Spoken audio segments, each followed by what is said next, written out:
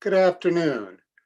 I'm Wendell Wallach, and here to welcome you to this event from the Carnegie Council for Ethics and International Affairs, co-hosted by the Trebuchet, which was founded by one of our speakers today.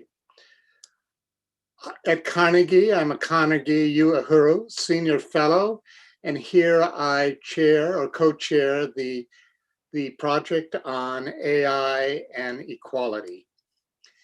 Today, we're going to begin talking with Juan Enriquez. Many of you may know Juan already. He's a TED superstar presenter. He's presented 8 times, and he's a research affiliate at MIT's Synthetic Neurobiology Lab.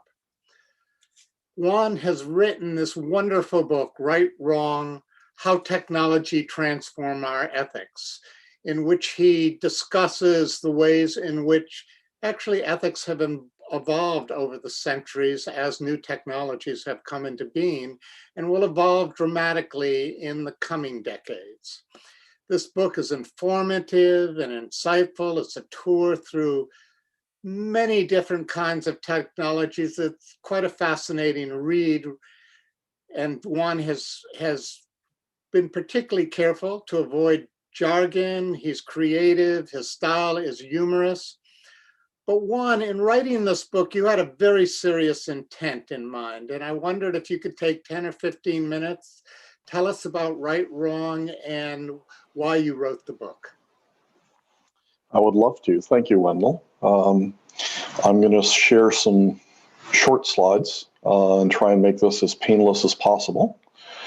So let's start with 3 ideas or 3 premises. The first premise is we all think we know right from wrong, and often in historic terms we find out we did. The second premise is even if you do know right from wrong, it's possible that right and wrong, in fact it's likely right and wrong, will change across time. And the third premise is that technology changes our fundamental notion of right and wrong, and technology is accelerating at an exponential pace, and therefore you might consider whether our notion of what is right and what is wrong may begin to change at exponential rates. So let's start with this whole dichotomy of right and wrong, and the first premise, which is what if right and wrong does actually change across time? And there's actually quite a bit of proof of this, right? So if you take a time machine and you go back to Aztec or Mayan times, it was normal, natural, legal, expected, and religiously justified, as well as legally justified, to sacrifice humans in the most horrendous ways possible. So you take some poor schlub and drag them up to the top of the pyramid and rip out their bleeding heart with an obsidian knife and hold it up to the sun. And of course, there was a justification for this because in people's minds, if you didn't do that, the rains wouldn't come or the sun wouldn't rise. And now we know that because of technology and astronomy and other things to be absolutely idiotic. So in retrospect, it looks pretty stupid, but at the time was considered absolutely right and essential. We can laugh at the Aztecs, we can laugh at the Mayans, but not that long ago in the fanciest squares in Paris, you used to hold public executions and you'd cut some poor person's head off and then you'd hold it up for the crowd to see. And people would be dressed in their weekend finest and they'd be buying postcards and eating foods and enjoying the spectacle, which again to us looks absolutely barbarous, but at the time was considered right and part of the rule of law and was justified by the church and all other authorities. You can take some of the most disastrous and horrible and unjustifiable actions done by humans, such as slavery, indentured servitude, serfdom, and these are practices that were not just prevalent in the United States South, they were prevalent in the United States North, and they were prevalent with the Incas and the Mayas and the Indians and the Chinese and the Arabs and the Africans across millennia. So all of us on this call know that this is an absolutely wrong procedure, that there is no justifiable reason why any human being should own, control, do horrible things to another human being. So if we all know that, then why in the hell was this tolerated for millennia across so many cultures?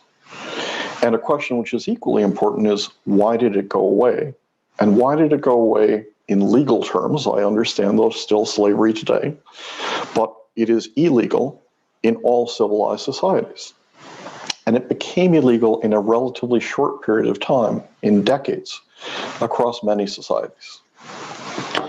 Obviously, part of this is due to incredibly brave abolitionists like Harriet Beecher Stowe, like Harriet Tubman, like Harriet Ward Beecher, putting their lives on the line and opposing a system which was defended by many, and they fought against it and put their lives on the line, and their jobs and their reputations, and that is certainly a part of it. But it may not be a complete coincidence that slavery, indentured servitude, and these practices, which were millennial, began to go away when you started using energy. Because 1 barrel of oil contains the energy equivalent of 5 to 10 years of human labor. And when you tie that barrel of oil to thousands of horsepower, then all of a sudden you can have the work of 1 million people at your disposal without having to enslave, indenture servitude, hundreds of thousands or millions of people.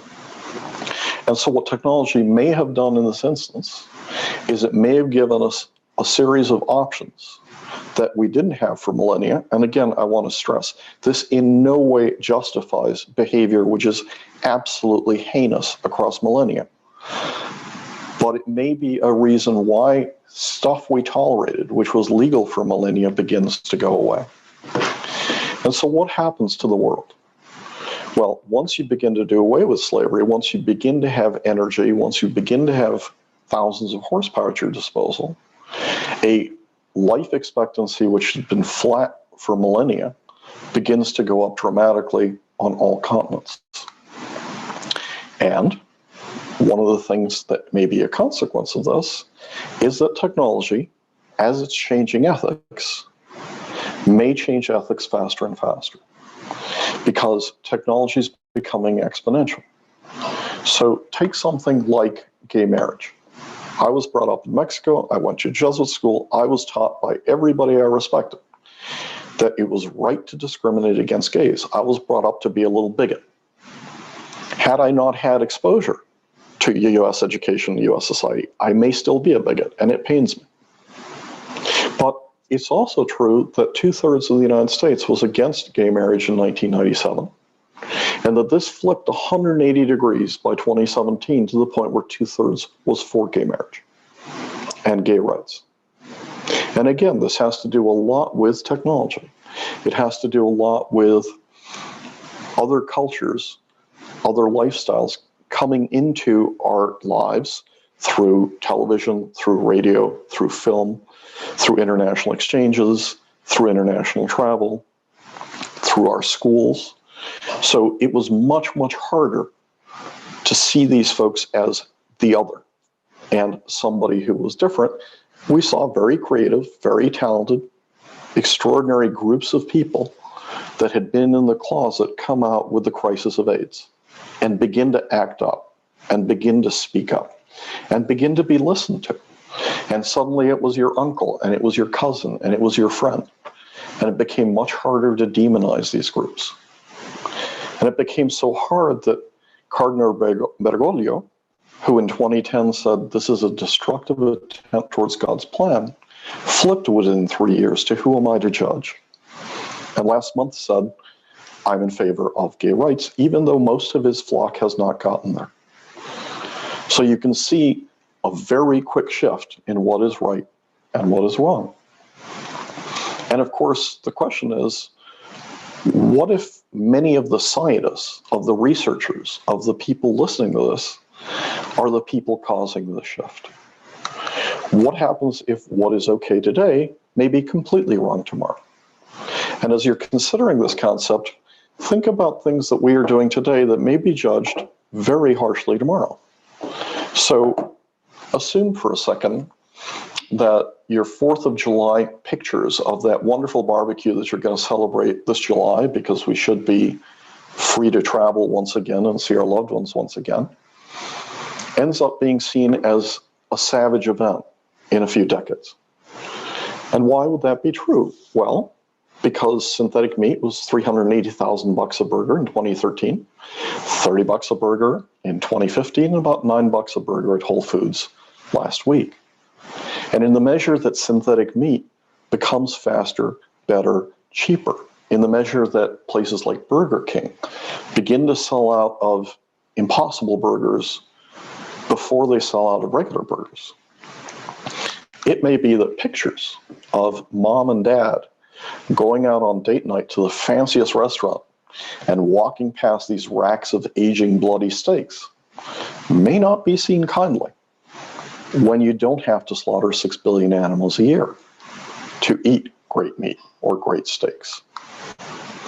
So again, taking a time machine, what I want to stress is how quickly things have changed, how radically things have changed, and how quickly they may continue to change. Imagine talking about the birds and the bees with grandpa and grandma. And if you were talking about the birds and the bees with grandpa and grandma, and you brought them here today and sat them at your dining room table as randy 20-year-olds, they would probably understand sex because they were probably married at that point. But then you'd have to tell them, oh, by the way, you can now have sex and not have a child, and you can do this consistently. Well, yeah, they'd heard about birth control. There was primitive birth control, but it wasn't consistent. It wasn't, for the most part, legal, and it wasn't practiced by many of them. So all of a sudden, you've decoupled the act from the consequence. And then you begin talking to them about in vitro fertilization. And you say, hey, we can have a child by mixing sperm and egg and never touching one another. In fact, not being in the same room, or maybe in the same country. And again, they'd look at you and they'd say, so hang on, you can conceive a child without physical contact? We used to call that the Immaculate Conception. And we consider that to be a miracle. So as you're thinking about these structures, and then you explain that you can freeze eggs, freeze sperm, have surrogate mothers, and you can have identical twins born decades apart, you've not only decoupled sex from the consequence through birth control, you've not only decoupled sex from physical contact through IVF, but you've now decoupled sex from time.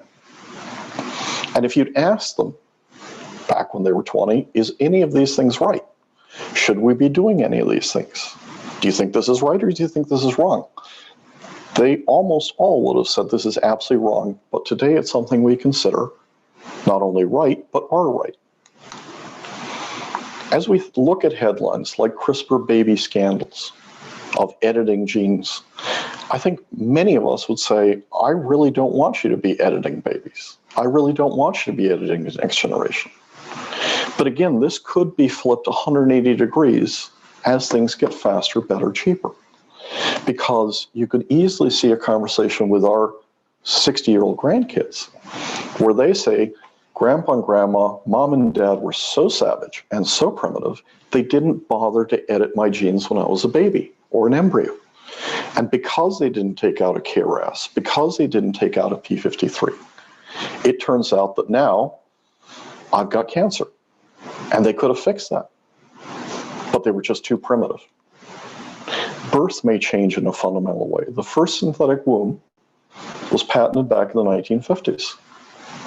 But now you're beginning to get full animals brought to term in what look like giant Ziploc bags. And as you're looking at this stuff, there's kind of a U factor, not just because this is a sheep's ewe. And as you're thinking about those structures, there's an itchiness of why would you bring something to term outside the body? Well, would an incubator like this be better for a preemie baby as opposed to those big plastic boxes we put them in today? And as you think about that, the long-term consequences may be that it's safer to keep a child in something like this than to take it mountain biking or to expose it to Zika on a trip. with your loved one. So the logic of this, again, may flip 180 degrees, and once you have an external embryo, it may be possible that you edit, and that you choose to edit. The whole point of this is not whether you agree or disagree with any one of these technologies. The whole point of this is, if you take the position today, I know right from wrong, and there's a certain amount of that sturm and drag out there today, then you create a no man's land between somebody who is on this position and somebody who's on this position. And there's no discussion, no tolerance, no evolution, and no learning. And that happens an awful lot these days on campus. It happens an awful lot these days in science debate. It happens an awful lot in politics. You take an entrenched position over here, and there's no discussion. But again, if technology is exponential, if technology changes ethics, and if ethics may change at exponential rates, we need to have a more nuanced discussion of ethics. Because we're going to start seeing technologies that to us seem miraculous or weird or scary, but eventually may become commonplace. Tony Atala at Wake Forest is thinking about the organs of the body in the same way as we think about teeth. So teeth disappear, they appear, you do it once, you do it twice. And the whole point of this thing is that may start to happen with livers. That may start to happen with lungs. That may start to happen with hearts, with a whole series of things. And as it does so, as we begin to program synthetic life forms, as we begin to print life forms, as we begin to assemble life forms that are a mixture of rat cells, rubber, gold, and other structures, we're going to be facing questions about what life is, about how we edit life, about how we change life. We're going to have complicated debates about ethics, right and wrong. And as we structure these things, our position, who we are, where we go, are going to require two things. Not a certainty about what right and wrong is, because that may change. It's going to require two words that are very rarely used today: humility and forgiveness. It's incredibly important when we judge the past that we be a little more humble, because the meaning of words, actions, and context can change. That does not justify the acts in the past, but when people were acting in that context, they may not have the context we have today. And if we don't have some humility, we can't call out the people who, in the context of the past, were acting in a truly evil way. We give an umbrella to the truly evil under the context of everybody did it. And the last thing, forgiveness. It's important that we forgive the past and we forgive each other. Again, not the truly evil. You have to call out the 1% that is truly evil. But we have to be a lot more tolerant in terms of our notions of right and wrong, because our notions of right and wrong may fundamentally change over time. And let me stop there. Thank you ever so much, Juan.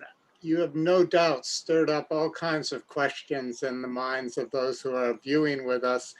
And I suspect even some of you are already beginning to think about technologies that you wonder or you believe are going to change our ethics.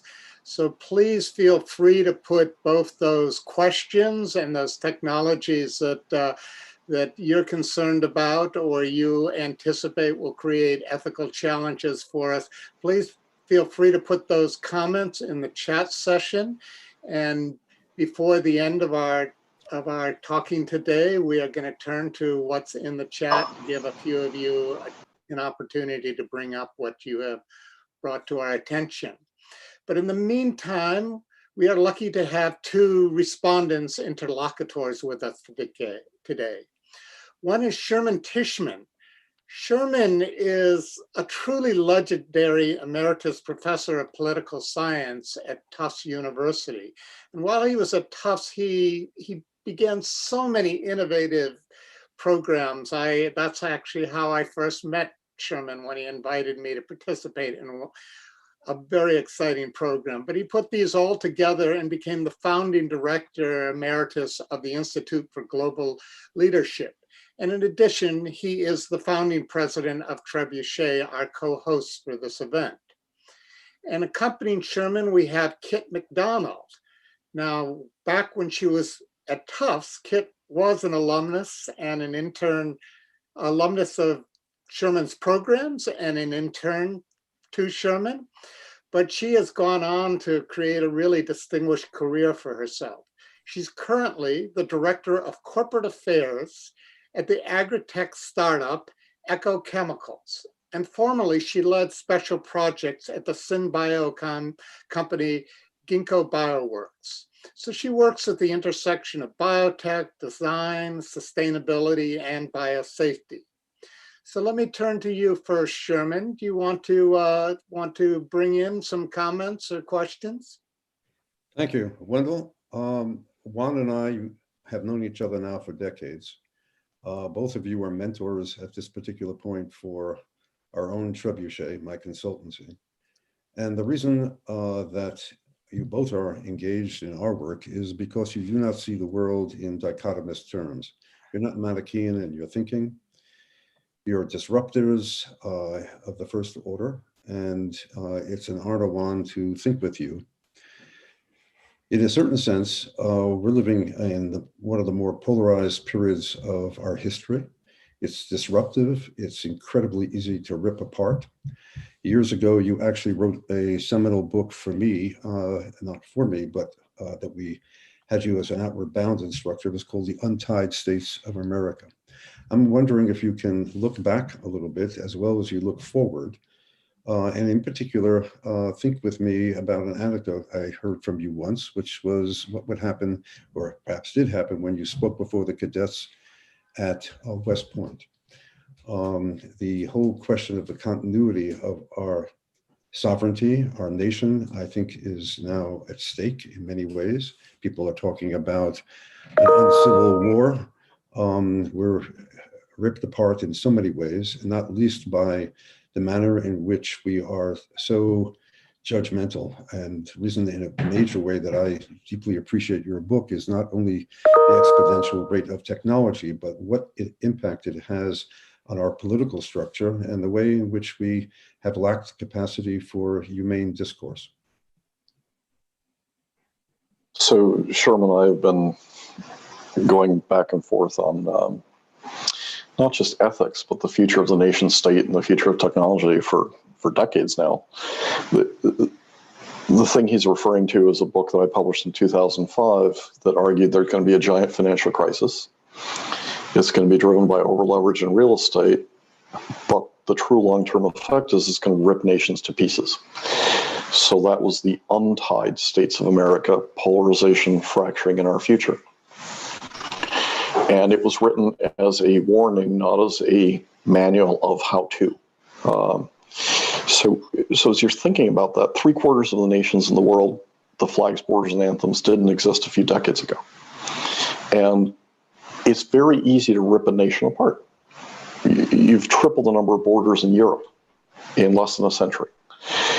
And you still have a debate going on with the Basques, the Catalans, the Galicians, the northern Italians, the southern Finns, the Corsicans, etc. When it comes to the United States, we think even if we spend several $billion convincing 51% of the population that you never, ever want to associate with those others over here because they are different. They are pedophiles, they are baby killers, they are rednecks, they are elitists, they are this, that, or the other. You can and will rip a nation to pieces. So the question Sherman's referring to is the question that I ask cadets at West Point when I'm privileged to lecture there. And the first question I ask them is, how many stars do you think will be in the US flag in 50 years? And that's a gut punch to a cadet who's about to go out and be deployed to give potentially his or her life for that flag. So you have to follow up with a second question. Exactly how many presidents of the United States have been buried under the exact same number of stars that they were born under? And the answer is exactly 0. There has never been a president of this country born under the same number of stars that they were buried under. And so it's not such a lunatic question, especially in these times of polarization. I think it's a really dangerous time to stereotype half the country and say they are different. They are not like us. They are hateful. Again, because what it does is it creates an umbrella where the truly evil can say, well, everybody does this, and therefore you can't judge me separately. And it creates a dynamic where what's been happening in the rest of the world may end up happening in the United States, which is I never want to associate with those other people.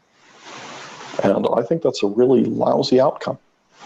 I think this is a great country, and I think we put kids in cages, we demonize half the country at our peril.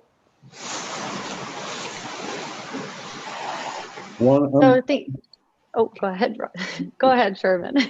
No, defer to my synaptic scholar. No, thank you. Thank you for that one. I've got a bit of a follow-up question, especially in light of recent events going on in the US. So in your book, you talk a lot about this breakneck speed of technology. And it seems that there's really a dichotomy right now between the need for fast technology, fast science, in contrast with slow and thoughtful technology. Biotech's response to COVID has had to be really swift, and it's very imperative that it is. But we're also seeing how quickly a form of technology can be weaponized, such as communication apps that were recently assisting in the insurrection at the Capitol. So can you make the case for slower technology and slower science, a la Isabel Stenger's? I think it's very hard to slow technology. It's certainly possible in certain areas. It's certainly possible in certain countries. But I think having a global moratorium on rapid communication technologies would be very difficult to do. And so I think it becomes a question of how do you create ethics, legitimacy, transparency, accountability? Because it's not that you're having an opinion that's different from mine, or you're having a speech that's different from mine, that I think is the fundamental problem. I think the fundamental problem is when you're able to weaponize some of the stuff through bots, when you're able to create false voices, when you're able to create fake narratives, when you're able to put stuff out there with no accountability for what you say. And I think the lawsuits that the voting machine companies are putting out there are a shot across the bow on this stuff. I think the pushback against some of the weaponization of fake news is really important, and that's a debate we absolutely have to have. But as you have that debate, you also have to think that we never would have had as strong a local, national, international reaction to Mr. Floyd's death had we not all had a broadcast studio in our pockets that looks like your cell phone. Because this is a high definition broadcast studio with global reach. And I think some of the injustices, some of the corruption, some of the evil that's out there has been exposed alongside with a whole lot of fake news. And it's separating and culling, 99% plus of people go to bed at night not thinking, how am I going to hurt my neighbor? They go to bed thinking, how do I ensure a better life for my kids? How do I get liked by my peers? How do I have a decent job? How do I take care of those I love? And that's the part that we need to feed as we cull out, the less than 1% that's truly evil.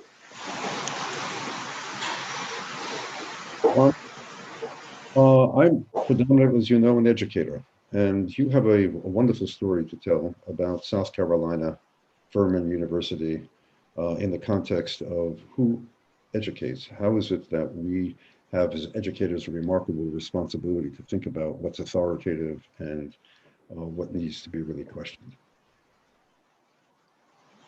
So I think the role of educators in ethics is way understated, because I think often we think of ethics as a manual that's a very thick manual that you get when you go to school, or that you get when you get your first job. And that's not ethics. That's not the stuff that Wendell thinks about and writes about. And ethics is a living, breathing, very complex thing that changes over time. And I think educators in colleges and universities have a particular essential need to continuously question right and wrong, because when they don't, they make huge mistakes. And you can think about that in the context of a, young man arriving at University of South Carolina circa 1830, 1840. And that person would have been taught in church by a reverend called Richard Furman that slavery was fine and normal and natural. And that would have been based on select passages from the Bible. You would have had that same person being taught by the family doctor, who during that time in South Carolina was the man who created gynecology, who also thought it was fine to buy human beings to experiment on. That person would have been taught by Mama and Papa, who likely had slaves, that this was the natural order of things. So the educators, the teachers, the preachers, the parents, everybody who was supposed to tell this kid this is right and this is wrong, was teaching this kid exactly the wrong thing. And it's especially troubling when he gets to the University of South Carolina, because the person teaching him at that point, Dr. Cooper, was an Oxford Don who was a chemist, a scientist, and an abolitionist in Britain. And he's brought in to run the university to teach these kids. And within a short period of time, an abolitionist flips 180 degrees and becomes somebody who's writing pamphlets in favor of slavery and becomes one of the architects of secession in the United States. That person should have known better. There should not be a library on the University of South Carolina named after Cooper, right? Because in the context of the time, boy, that's somebody who should have known better, right? And I get really upset when I see an aircraft carrier named Stennis, and I walk on the aircraft carrier and I see a little museum to one of the segregationists. And I get really upset when I see some of the buildings named after people who should have known better. Right? This is not a 16-year-old being taught by a system. These are people in the 1960s and 70s. And by the way, as I look at our own lives these days, why the hell did we tolerate putting kids in cages? Why weren't we out in the streets en masse protesting the stealing of children from their parents and the deliberate separation, which is something which the Argentine junta did, the Brazilian junta did, the Chilean junta did, which is a crime against humanity? Why in our time, in our self-righteousness, did we tolerate that? And boo on us.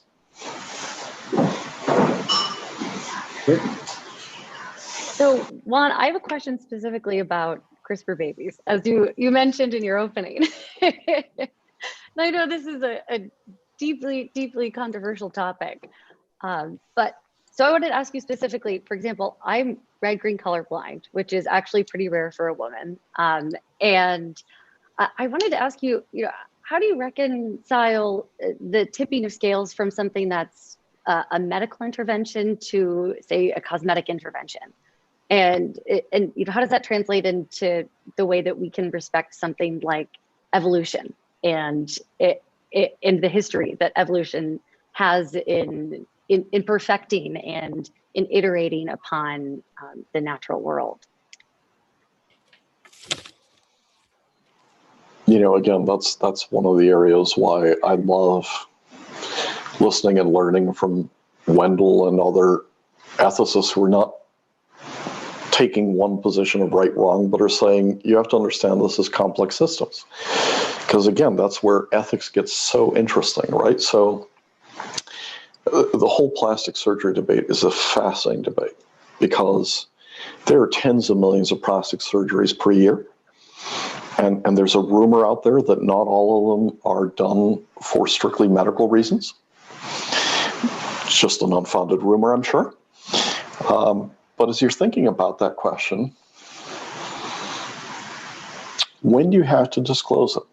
How should you disclose it? Who should you disclose it to? It turns out that the place where women get the most nose modifications in the world is Iran. And when the baby is born and the nose looks very different from that of the mother, should that have been disclosed? Should you, how do you think about that? And as you think about more complex interventions, which are not strictly cosmetic interventions, but interventions in a lot of women are tetrachromal and have 4 cone receptors and can see many more colors than some men. Some people may have certain senses that are more acute than other people. If you could safely, better, cheaply engineer that into a person, should that be allowed as a cosmetic procedure? If it's safe, who has the choices on those things? And the question you're asking is a question which today CRISPR is nowhere near as targeted or as safe to be able to say yes. But if it was, and if you knew it was safe, who has the right to alter their body for better looks, for more pleasure, for increased senses? And at what point do you make that decision? And again, that's where ethics comes alive. And that's why when we hear the word ethics, we should think, wow, this is a really interesting, complex, dynamic system. And these debates really matter to the future of our societies and to the future of our bodies and humanity. Let me jump back in here. I usually relate to these topics about the ethics of emerging technologies very much in their own languages. But I'm going to indulge being a bioethicist here for a moment, because one of the characteristics of your book, and I think what makes it so fascinating and entertaining, is that you do avoid the languages of ethics. But I'm also wondering whether that is helpful to us. Now, like you, I don't think the languages of ethics necessarily give us right and wrong. They are not algorithmic. And at best, what they may do is help underscore some of our salient ethical considerations that we want factored into choices and judgments.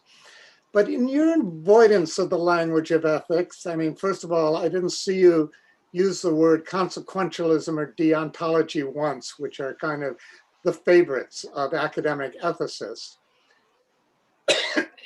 Excuse me for a second. But you do say at a few points that you're not a relativist. There is a right and wrong. And yet the way in which you approach technology as forcing evolution of ethics, I want to know, where does that right and wrong come from? So I think, one of the fundamental kind of unbending rules, when Karen Armstrong and others went across religions and tried to find commonality in religions, I think the golden rule is about as close as you can get, which is you want to be treated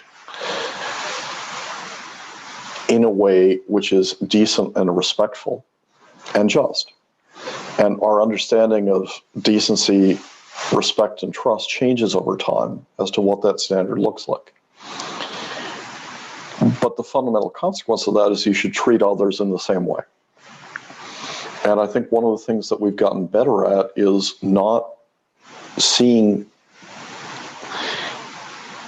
large groups of people as the others. I think as we've become more conscious of the need to address things like climate change, or the need to address poverty, or the need to address a pandemic on a global scale, it it becomes harder and harder to isolate groups of the others. And as long as we don't see them as the others, then it becomes much harder to say, I deserve to be treated in a completely different way from the way I'm going to treat these folks over here. So I think there's two things going on here. One is the basic golden rule is applicable to more and more societies, to more and more people of different religions, of different colors, of different beliefs. And I think that's a really great thing, because if we don't do that, we simply cannot address things by saying there's going to be a wall. We just found out through a pandemic that, yeah, we can vaccinate every American, but if the Brazilians don't do it or the South Africans don't do it, then the variant is going to come back again and infect us. And we leave others behind at our peril. We treat other people as the others, and we say, the standards for my society are this, and the standards for that society are the other. And that evolution of language, that evolution of inclusiveness, I think, becomes incredibly important. I think one of the changes that the current administration has made, which I think is going to be really important across time, is to remove the official word alien from how we talk about people who are non-citizens. And just the word alien, right? I mean, it brings up sci-fi, it brings up, people who come from another planet. In the measure that they come from our planet, it becomes much harder to say they're not going to feel the pain we would feel if the kids are deliberately taken, caged, and lost. You can do that with aliens. You can't do that with human beings. You can't do it with your tribe. You can't do it with people who are like you. And that inclusiveness of language, that evolution of language, tends towards that golden rule. And I think in any period of time, we get better over time, right? So there's a whole notion of whether you're an optimist or pessimist, in part depends on the answer to the following question. If you could safely be put into hibernation and wake up in 100 years, would you want to do that? And my answer is hell yes, because I think things are going to be better in 100 years. I don't think we're going to wake up to a dystopian nuclear Mad Max scene. And you see that across time. You see it in how we've reduced the use of violence. We've reduced the use of torture. We've reduced, burning people at a stake. It doesn't mean it's completely eliminated, but it means the legitimacy of things that were formerly considered okay is tending, I think, with ups and downs in the right direction. And I think you have to assume that if you're going to be an optimist, and you also have to limit your judgment of the past and evil people in the past. So it's not everybody was evil. It's in the context of their time, in the context of how people were acting. These specific people were truly awful, and we have to highlight their behavior in the context of their time. I wouldn't treat Eli Yale in the same way as I would treat Benjamin Franklin. I think Eli Yale was not a nice human being under any definition. And that's not justifying what Franklin did. But it's putting a context in his time as to who he was and who somebody else was. Affiliated with Yale University, I don't know if I should take any issue with that comment, but I won't. Before posing another question to you, though, I do want to remind those in the audience that we're going to turn to you in just a few minutes. So please put your comments, your concerns, your issues. Please put them into. But I do want to come back to this battle between techno-pessimism and techno-optimism, because you certainly aren't making the case that technology always forces our ethics to evolve in positive ways. So, I mean, I think back to Eli Whitney and the cotton gin, that that slavery was actually about to become economically unfeasible until Eli Whitney created the cotton gin, and then suddenly it became economically valuable to have slaves again. And then we go on to the Civil War with the Gatling gun and this tremendous evolution of military technologies. I get particularly concerned about lethal autonomous weapons and whether their adoption could actually lead to that accident that sets us back in spite of my techno-optimism. So how optimistic are you? I mean, are there technologies that you are particularly concerned about and that you are willing to reject for ethical considerations? So if I left the impression that I think every technology always leads to a better outcome and that there aren't wildly unethical ways to use new technologies, that is not the impression I want to leave, and that's not what I believe. I think technology can be misused in incredibly dangerous ways. And I think if we don't understand how quickly technology can change our notions of right and wrong, then we're in danger of misusing technology in a fundamental way. And one way is the autonomous weapons debate. So when you think of Asimov's basic rules, and you think about one of the three fundamental rules being robots should not hurt people, you're violating one of Asimov's rules by making these weapons more and more autonomous. And we do that at our peril. That, I think, is an incredibly dangerous thing to be playing with. I think we're underestimating the danger of nuclear weapons. I think we've gotten crazy used to that during a time when proliferation seems more and more likely. And it is certain that one single nuclear weapon can truly ruin your entire day. So as you're thinking of that structure, I think we're paying way too little attention to proliferation, to the risks of nuclear war, and to really focusing on a question which is, what will be seen as truly wrong in a century that we were doing? And the notion that we would tolerate that single individuals in this world have a decision and can make a decision to wipe out most of life on Earth using nuclear weapons, people are going to look at that in 100 years and say, what the hell were you thinking?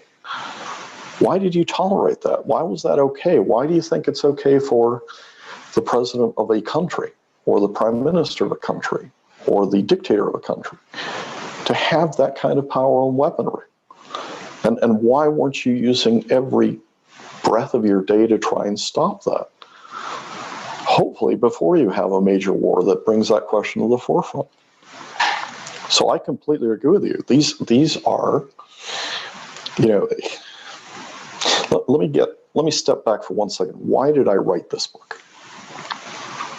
I spend most of my time thinking about and working on building companies or writing stuff or studying stuff that has to do with engineering life forms, with building synthetic life forms, and with understanding the brain and what happens inside the brain and how we can alter the brain.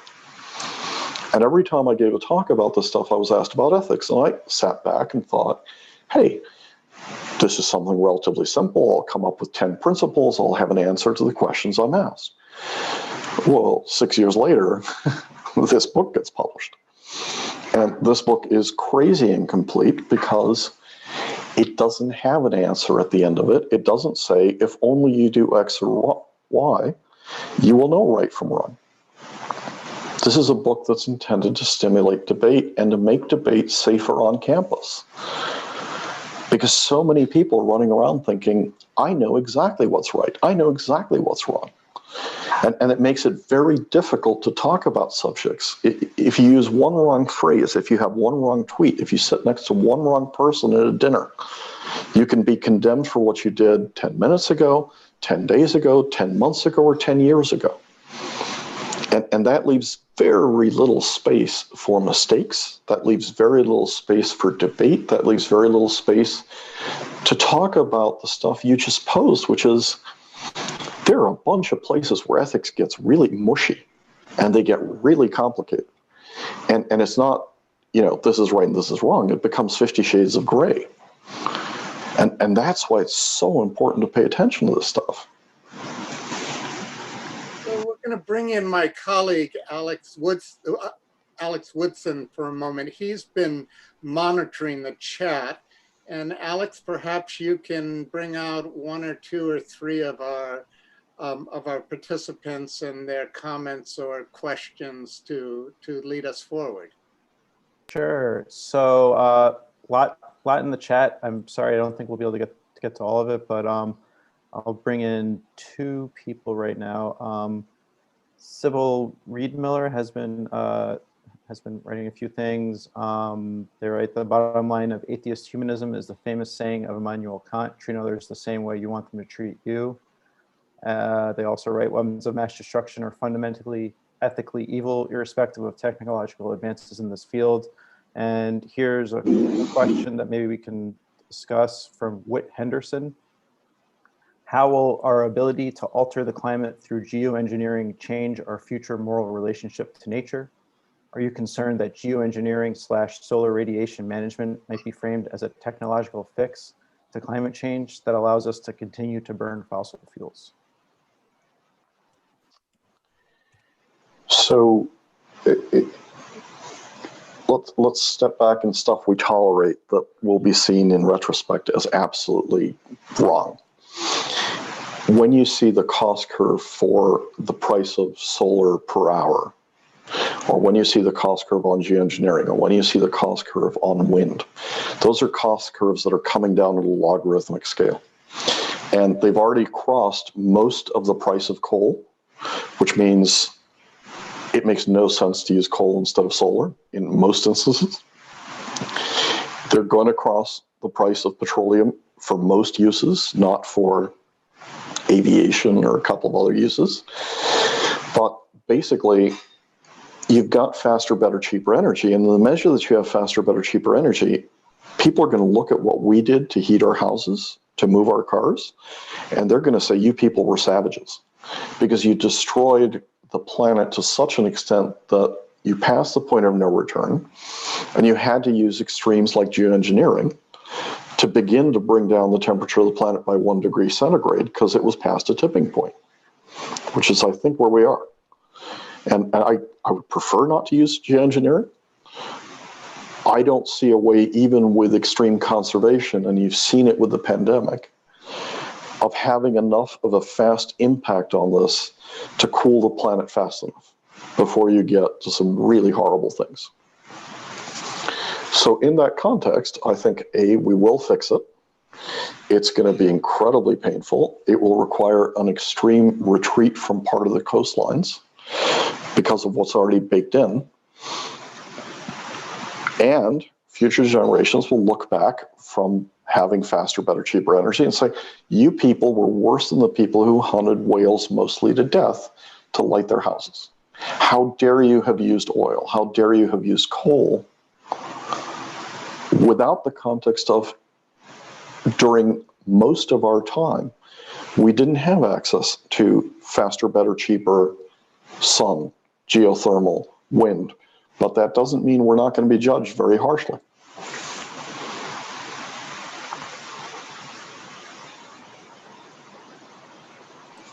Okay, go to another question, Wendell. I'm sorry, I was muted for a moment. Okay. Let's get Sherman. I think you wanted to weigh in also, and then Alex will go to a next question. Okay. Well, Wendell, I first met you in the context of autonomous killing vehicles, drones, and you actually wrote a statement of ethical concern for Obama with Dirk Jameson, one of the former heads of the Strategic Air Command. I'm thinking about education. I'm thinking about ethical norms and iconic figures. Dan Ellsberg is so well known for the Pentagon Papers, but more importantly, he's written a book called The Doomsday Machine, Confessions of a Nuclear War Planner, which I would think is an imperative text for people to understand. I think, Juan, what you've spoken about in terms of the context of that threat, in terms of that technology, is extraordinary. I think the Bulletin of Atomic Scientists today is pulling back their so-called doomsday clock because we're re-entering arms control regimes. But I think that interface between that technology, which we're remarkably ignorant of, and its consequences are important to put into this conversation. Alex, do you want to bring in another question from our participants? Yeah, sure. So there are two questions kind of on data and privacy. I'll read them both. This is from Aaron Markowitz-Schulman in Oxford. Juan, I'm interested in your views on privacy. It's clear that the data collected on all of us will continue to increase over the near term. Do you think that we'll figure out a way to empower the preservation of privacy for individuals, or that we'll collectively give up and submit to a new reality where conventional notions of privacy no longer exist? And this is from Jessica Kahn. We have seen many examples of the unethical use of data by private companies causing harm. I have seen suggestions that data scientists take an oath, like the Hippocratic Oath, to say you will use data in an ethical manner. What are your thoughts on this? So one of the reasons why I'm such an advocate of humility and forgiveness in judging the past, besides being able to isolate the truly evil during that period, is because the meaning of words changes, the meaning of action changes, what we can do changes, and therefore we're going to be judged really harshly going forward if we keep the same rules as to how we're judging the past and broad brushing the past, right? I mean, when you take Mark Twain and you say your books can no longer be placed in a library because I don't like your use of the word, and you put no context of was that word used and how was it used during that period, and how was he using it? Was he using it as a hate word? That is something which is incredibly important to this question of privacy. Because, you know, when you think of the most scrutinized people in history, the kings, the queens, the great artists, and what we know about, you know, Beethoven, what we know about Mozart, and what we know about Queen Elizabeth or whatever in the past, if you took all of the world's great historians to probe that person and that person's letters, it is trivial what we know about those people versus what we know about each of you, each of us. We are all putting out a degree of digital exhaust through Facebook, through Twitter, through Google, through our searches, through our dating profiles, through our posts, through our credit card purchases, these are all electronic tattoos. And in the same way as a tattoo is sometimes hard to cover up, an electronic tattoo is really hard to cover up, and it lives after you die. It doesn't get buried. So people are going to know what grandma's dating profile and sexual preferences were because it's all out there. And people are going to know, you know, grandpa spent money on X, Y, and Z. How dare he have done that? And so what I tell young people today is just be really careful in what you put out there, and whatever you put out there, make sure that you are comfortable putting out in public. So when I go on post on Facebook or Twitter, if I'm not willing to make that post public, I'm not going to put it out there, because you have to assume there's going to be no privacy in that. And that doesn't mean that I'm perfect. That does not mean that I don't make massive mistakes. That doesn't mean that I won't do things that in 10 years or 20 years will be seen as, how could this person have done that? But it does mean that young people today have to be far more conscious of this stuff, even as they become more accepting of a lowered privacy. We've had a series of hacks of now dating sites, which I talked about before they happened at a big scale in this book, but have now happened at a big scale. And that's letting people know some of your most intimate thoughts and structures and boy, that electronic tattoo may not look as pretty once you're married or once you have kids or once you have grandkids. So the data privacy debate is a really, really important debate on ethics. And it's a place where we have to think about right and wrong in a very rapidly evolving structure. And I'm sure we all truly embrace and support your effort to bring a little bit of humility into this conversation in ethics, and specifically in relationship to these technologies that are posing daunting challenges for this and coming generations.